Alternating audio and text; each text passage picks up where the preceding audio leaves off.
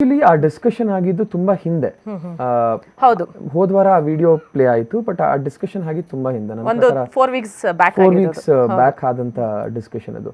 And ಆ ಟೈಮಲ್ಲಿ ನನ್ನ ಪ್ರಕಾರ ಐಶ್ವರ್ಯ ಅವ್ರು ಸ್ವಲ್ಪ ಡಿಸ್ಟರ್ಬ್ ಆಗಿದ್ರು. ಅಂಡ್ ಆಟದ ರೀತಿ ಏನು ಅನ್ನೋದ್ರ ಬಗ್ಗೆ ಮಾತಾಡ್ತಿದ್ದಾಗ, ಹೌದು ಆಟನ ಬೇರೆಯವ್ರ ಈ ತರ ಆಡ್ತಿದ್ದಾರೆ, ನಾವು ಇದೇ ತರ ಆಡಬಹುದು ಆಡ್ಬೇಕು ಅನ್ನೋದ್ರ ಬಗ್ಗೆ ಐಶ್ವರ್ಯ ಮಾತಾಡಿದ್ದು. ಸೊ ಬೇರೆಯವರು ಈ ಮನೇಲಿ ಈ ತರ ಆಟ ಆಡ್ತಿರ್ಬೇಕಾದ್ರೆ ನಾವ್ ಯಾಕೆ ಈ ತರ ಆಟ ಆಡಬಾರ್ದು ಅನ್ನೋ ಅವರ ಪಾಯಿಂಟ್ ಆಫ್ ವ್ಯೂನ ಅಲ್ಲಿ ಇಟ್ಟಿದ್ದು. ಸೊ ಇಲ್ಲಿ ನಾವು ಆ ಪಾಯಿಂಟ್ ಆಫ್ ವ್ಯೂನ ಡಿಸ್ಕಸ್ ಮಾಡಿದ್ವಿ ಅಂದ ಮಾತ್ರಕ್ಕೆ ನಾವು ಅದನ್ನ ತಗೊಂಡು ಟಾರ್ಗೆಟ್ ನಾಮಿನೇಷನ್ ಮಾಡ್ತಿದೀವಿ ಅನ್ನೋದಕ್ಕಾಗಲ್ಲ. ಫಾರ್ ಎಕ್ಸಾಂಪಲ್, ನೀವು ನನ್ನ ನಾಮಿನೇಷನ್ಸ್ ನೋಡ್ಕೊಂಬಂದ್ರೆ ಐಶ್ವರ್ಯನ್ಗೆ ಮೋಕ್ಷದಂಗೆ ಮ್ಯಾಚೇ ಆಗಲ್ಲ ನನ್ನ ನಾಮಿನೇಷನ್ಸ್.